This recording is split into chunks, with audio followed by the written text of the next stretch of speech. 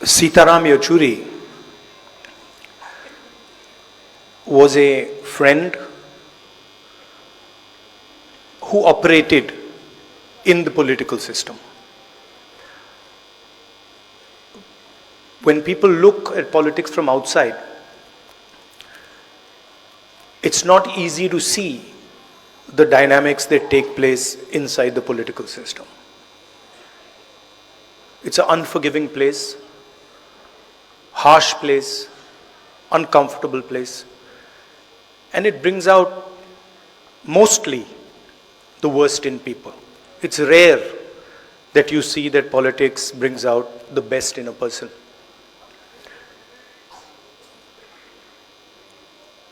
And I saw Mr. Yechury from the first day I started in my political journey.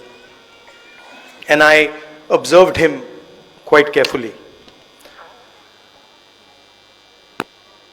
And what I found was a person who was flexible, who listened, who, even though he was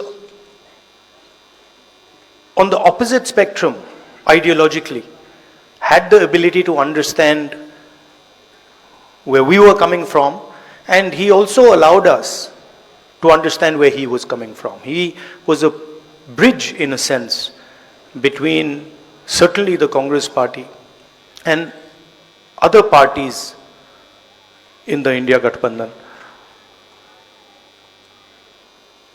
There are people who are visible and they are up front, you see them. And then there is the glue that is not visible, that is hidden, but is actually what holds the structure together.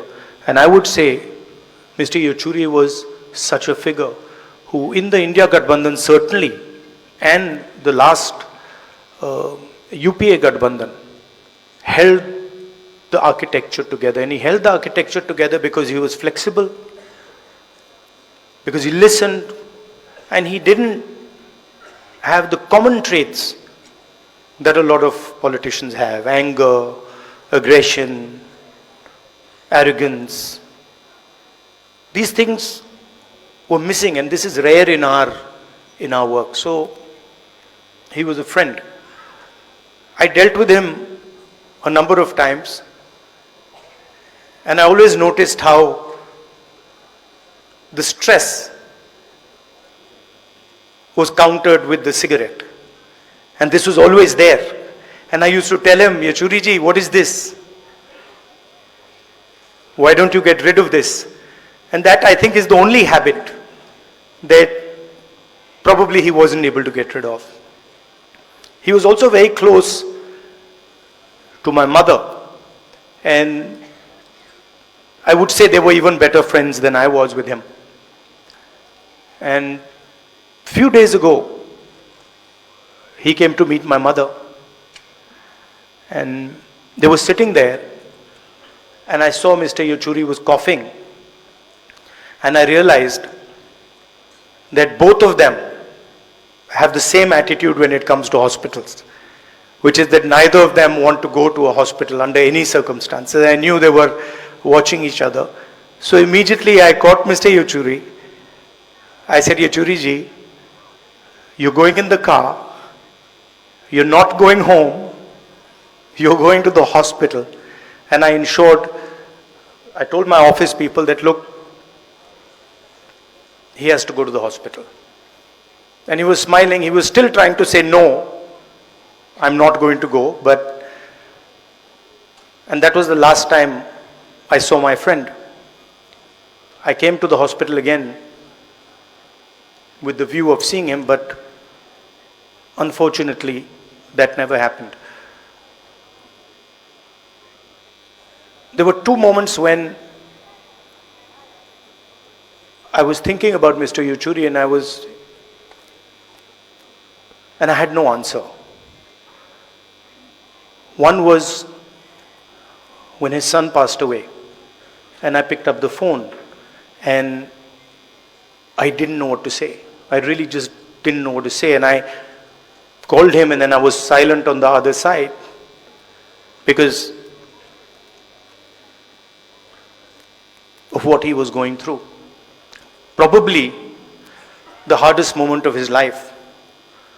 But then I met him a few days later, and the same Mr. Yechury, tough, brave Mr. Yechury was back. And then the other time I didn't know what to say was when I was writing to his wife after he passed, and I was trying to, I had got a draft. We get drafts of letters, and the draft just didn't fit. Normally the draft fits, and this draft just didn't fit. I had to cancel out everything. And so I was thinking, what do I say to his wife who's going through such a hard time? And the only thing I could say is that he was a person you could trust.